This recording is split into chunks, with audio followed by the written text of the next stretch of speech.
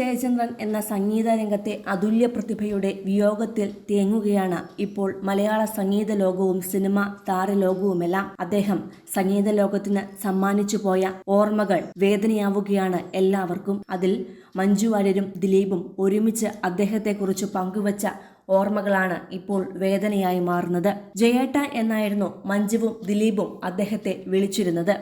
അദ്ദേഹത്തിന്റെ വേർപാടറിഞ്ഞപ്പോഴും ജയേട്ട എന്ന വിളി മറക്കാതെയാണ് ഇരുവരും തങ്ങളുടെ ഓർമ്മകൾ പങ്കുവച്ചത്.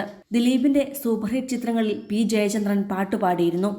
മഴത്തുള്ളിക്കിലുക്കത്തിലെ, തേരിറങ്ങും മുകിലെ, തിളക്കത്തിലെ, നീയൊരു പുഴയായി തുടങ്ങിയ ഗാനങ്ങൾ അദ്ദേഹം പാടിയത് മഞ്ജു വാര്യരുടെ കൂടി തിരഞ്ഞെടുപ്പ് അനുസരിച്ചായിരുന്നു. ഇരുവരും തമ്മിൽ വേർപിരിഞ്ഞ ശേഷമാണ് അദ്ദേഹം മഞ്ജു വാര്യർക്ക് വേണ്ടി മാത്രം വീണ്ടും പാടിയത്. മഞ്ജുവും ആ ഓർമ്മകൾ പങ്കുവച്ചു. രാസാത്യുവിനെ കാണാതെ നെഞ്ച് എന്ന പാട്ടിലൂടെയാണ് മഞ്ജു വാര്യർ ആദ്യമായി അദ്ദേഹത്തെ അറിഞ്ഞത്.